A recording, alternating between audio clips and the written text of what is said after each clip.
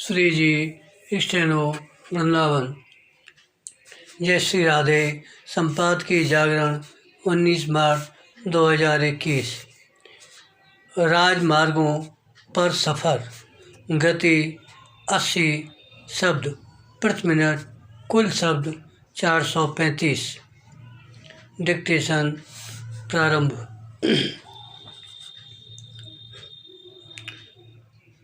केंद्रीय सड़क परिवहन एवं राजमार्ग मंत्री नितिन गडकरी की ओर से संसद में की गई यह घोषणा एक बड़ी पहल है कि अगले एक साल में देश से सभी टोल नाके खत्म कर दिए जाएंगे।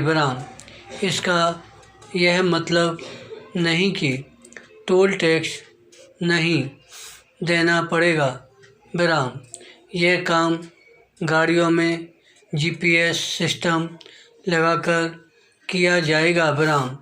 इससे यातायात को सुगम बनाने में भी मदद मिलेगी और टोल नाकों पर जाम के चलते जो ईंधन बर्बाद होता है उसमें भी कमी आएगी।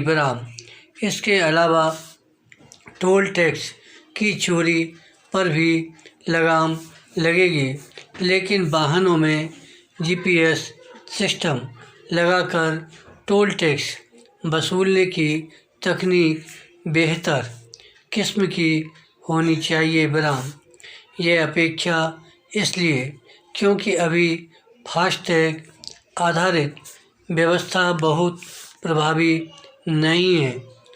यह ठीक है कि 90% से अधिक वाहन फास्टैग के जरिए टोल टैक्स का भुगतान कर रहे हैं, लेकिन इसके बाद भी टोल नाकों पर जाम की समस्या समाप्त होने का नाम नहीं ले रही है। कई बार फास्टैग की स्कैनिंग में अच्छा खासा समय लग जाता है। इससे इस तकनीक की उपयोगिता पर तो सवाल उठते ही हैं। सुगम यातायात का उद्देश्य भी अधूरा साबित होता है। कम से कम जीपीएस आधारित तकनीक में ऐसा कुछ नहीं चाहिए जिससे वाहन चालकों को परेशानी का सामना करना पड़े। मौजूदा माहौल में केवल टोल नाकों को खत्म करने की पहल के आधार पर ऐसे किसी नतीजे पर नहीं पहुंचा जा सकता कि राजमार्गों पर आवागमन सुगम और सुरक्षित होने जा रहा है। हमारे राजमार्ग जिन अनेक समस्याओं से ग्रस्त हैं, उनका भी संज्ञान लिया जाना आवश्यक है। इससे इनकार नहीं कि देश भर में तेज़ी से राजमार्ग बन और संवर रहे हैं, लेकिन लंबी दूरी की यात्रा करने वालों को कई तरह की समस्याओं से दो चार होना पड़ता है। कहीं जाम, अतिक्रमण आदि के कारण रफ्तार धीमी करनी पड़ती है, तो कहीं उल्टी दिशा से आ रहे वाहनों की चिंता करनी पड़ती है। इसी तरह कहीं सड़क किनारे खड़े वाहनों को लेकर अतिरिक्त सतर्कता बरतनी पड़ती है।